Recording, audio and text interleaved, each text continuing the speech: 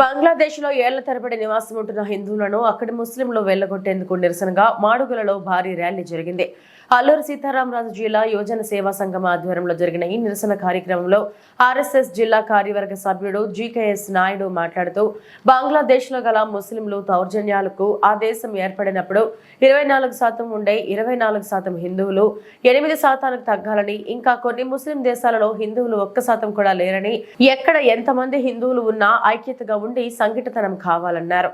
అనంతరం యువజన సేవా సంఘం అధ్యక్షుడు మండల సతీష్ మాట్లాడుతూ, బంగ్లాదేశ్లో గల హిందువులపై జరుగుతున్న దాడులను ఐక్యతతో తిప్పికొట్టాలని, అక్కడి ప్రభుత్వాలు హిందువులకు తగిన రక్షణ కల్పించాలని కోరుతూ కలకత్తాలో వైద్యురాలపై జరిగిన అత్యాచారం, హత్యలకు నిరసన వ్యక్తం చేశారు. నిందితులకు బహిరంగంగా కఠిన శిక్షలు విధించే విధంగా ప్రభుత్వం చర్యలు చేపట్టాలని డిమాండ్ చేశారు.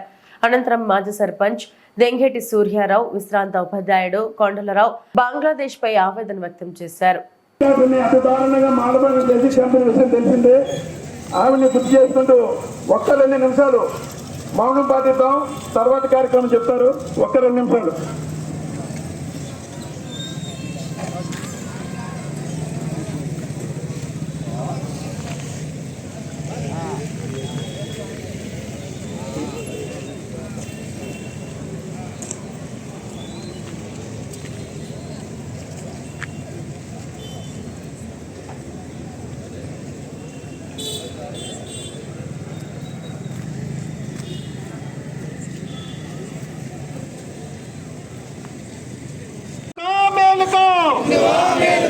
ఆపండి ఆపండి ఆపండి ఆపండి ఆపండి ఆపండి ఆపండి ఆపండి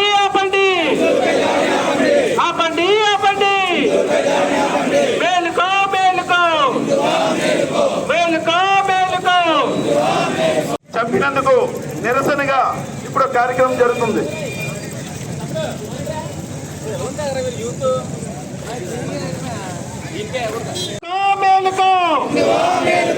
ఆపండి ఆపండి ఆపండి ఆపండి ఆపండి ఆపండి ఆపండి ఆపండి ఆపండి ఆపండి మేలుకో మేలుకో మేలుకో మేలుకో. వాట్సాప్లోనే చూస్తున్నాం, చాలామంది బాధపడుతున్నాం. కానీ వాస్తవంగా అక్కడ ఏం జరుగుతుంది, అక్కడ ఏం జరగాలి, ఏం జరుగుతుంది అన్న విషయాన్ని మనం తెలుసుకోవాలి. పక్కనే ఉన్నటువంటి పొరుగు దేశం బంగ్లాదేశ్ 1947 స్వాతంత్రానికి పూర్వం మనతోటే కలిసి ఉండేది. మనందరం సోదరులమే. పాకిస్తాన్ కానీ, భారతదేశం కానీ, బంగ్లాదేశ్ కానీ ఈ 3 దేశాలు కలిసే ఉండేవి. 1947లో బ్రిటిష్ వాడు మనకు స్వాతంత్రం ఇచ్చేటప్పుడు ఈ దేశాన్ని ముక్కలు చేసి ఇచ్చినటువంటి కారణంగా తూర్పు పాకిస్తాను, పశ్చిమ పాకిస్తాన్ కలిపి ఒక దేశంగాను, భారతదేశం ఒక దేశంగాను మనకు రావడం జరిగింది. ఆ తర్వాత కాలంలో 1971లో మేము విడిపోతాం, మీరు మాకు సహాయం చేయండి ప్రభు అని మన భారతదేశాన్ని కోరితే ఆనాటి మన దేశ ప్రధానమంత్రి ఇందిరాగాంధీ వారికి సహాయం చేసి 1971లో భారత్కి పాకిస్తాన్ జరిగిన యుద్ధంలో కొత్తగా బంగ్లాదేశ్ అనేటువంటి దేశం ఏర్పడడానికి ఆనాడు మన దేశ ప్రధాని కారణమయ్యారు. ఈ సమయంలో ఆ తర్వాత కాలంలో అక్కడ జరిగినటువంటి రాజకీయ పరిణామాల నేపథ్యంలో ఈ మధ్యకాలంలో ఆ దేశంలో యువత కొంత రిజర్వేషన్ల కోసం పోరాటం జరుగుతుంది.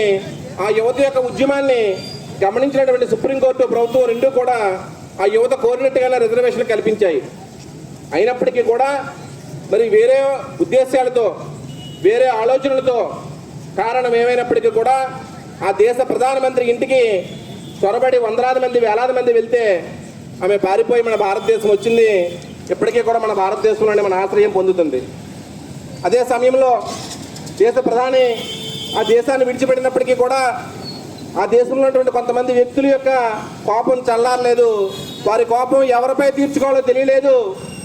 ఆ దేశంలో నివసిస్తున్నటువంటి హిందువులపై వారి కోపం, వారి ఆగ్రహావేశాలన్నీ కూడా శాంతి కాముకులైనటువంటి, సోదరభావం కలిగినటువంటి, ప్రపంచానికి శాంతిని, సందేశాన్ని అందించినటువంటి, వస్తైక కుటుంబ భావనను తెచ్చినటువంటి హిందూ ధర్మానికి చెందినటువంటి హిందువులు ఎవరైతే ఉన్నారో వారి మానాన వారు బతుకుతూ ఉంటే వారికి వచ్చినటువంటి కోపం ఎవరిపై తీర్చుకోవాలో తెలియక సాటి మతస్థుల మీద కాకుండా హిందువులపై దాడులు చేయడం జరిగింది. ఈ మధ్యకాలంలో మీరు వీడియోలు చూసుంటారు, వాట్సాప్లో వీడియోలు చూసుంటారు. ఒకే ఇంటిలో ఒక తల్లిని తండ్రిని చంపి ఒక అమ్మాయిని అత్యాచారం చేసి ఆ ఇంటి యొక్క వాసాలకి వేలాడగట్టినటువంటి సంఘటన మనం వాట్సాప్ వీడియోల్లో చూసాం. అదే సమయంలో ఇంకొక వీడియో కూడా వచ్చింది. పక్కపక్కన ఇరుగు పొరుగుగా ఉన్నారు, బాబాయ్ బాబాయ్ అని పిలుస్తూ ఉంటారు. ఆ సమయంలో పక్కనటువంటి బాబాయ్ వచ్చి హిందూ కుటుంబాన్ని అత్యాచారం చేయడం మొదలుపెట్టారు. ఒక గర్భిణీ స్త్రీ 9 నెలలు నిన్నటువంటి గర్భిణీ స్త్రీ రేపో మాపో బిడ్డకు ప్రసవించాల్సినటువంటి పరిస్థితిలో ఉన్నటువంటి ఆమెని కాళ్ళుతో తన్ని అత్యాచారం చేసి చంపినటువంటి సంఘటన, హిందువుల ఇళ్లను కూల్చినటువంటి సంఘటన, కాల్చేసినటువంటి సంఘటన, హిందూ దేవాలయాలు దాడులు చేసినటువంటి సంఘటనలు, హిందువుల ఇళ్లను కూల్చినటువంటి సంఘటనలు, హిందువుల ఆస్తులను ధ్వంసం చేసినటువంటి సంఘటనలు ఇవన్నీ కూడా బంగ్లాదేశ్లో మన వాట్సాప్లో వీడియోలో కూడా చూస్తున్నాం.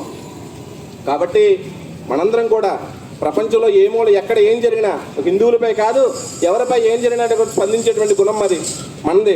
కాబట్టి భవిష్యత్తు పక్కనే ఉన్నటువంటి బంగ్లాదేశ్లో హిందువులపై అత్యాచారాలు జరుగుతుంటే మనందరం కూడా స్పందించాల్సినటువంటి అవసరం ఉంది, సానుభూతిని వ్యక్తం చేసిన అవసరం ఉంది, కనీసం అక్కడ ఏం జరుగుతుందో తెలుసుకోవాల్సిన అవసరం ఉంది. తద్వారా భవిష్యత్తులో మనం ఎంత జాగ్రత్తగా ఉండేవాళ్ళో తెలుసుకోవాల్సిన అవసరం కూడా ఉంది.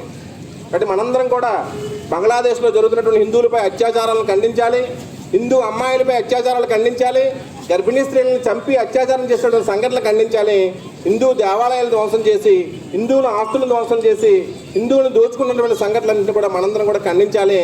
దానికి కానీ మాడుగులుగా మానవహారం నిర్వహించడం జరిగింది. ఖండించాలి. బంగ్లాదేశ్లో హిందువులపై దాడిని, బంగ్లాదేశ్లో హిందువులపై దాడిని, బంగ్లాదేశ్లో హిందువులపై దాడిని, బంగ్లాదేశ్లో హిందూ అమ్మాయిలపై అత్యాచారాలను ఆపాలి. బంగ్లాదేశ్లో హిందూ అమ్మాయిలపై అత్యాచారాలను, బంగ్లాదేశ్లో హిందూ అమ్మాయిలపై అత్యాచారాలను మేలుకో మేలుకో మేలుకో మేలుకో బంగ్లాదేశ్ లో హిందువులపై దాడిని, బంగ్లాదేశ్ లో హిందువులపై దాడిని, బంగ్లాదేశ్ లో హిందువులపై దాడుల్ని, బంగ్లాదేశ్ లో హిందువులపై దాడుల్ని, బంగ్లాదేశ్ లో హిందువులపై దాడుల్ని.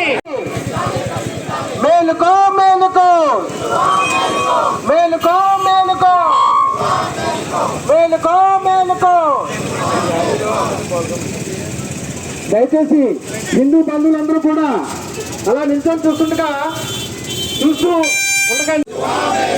మేలుకో మేలుకో మేలుకో మేలుకో.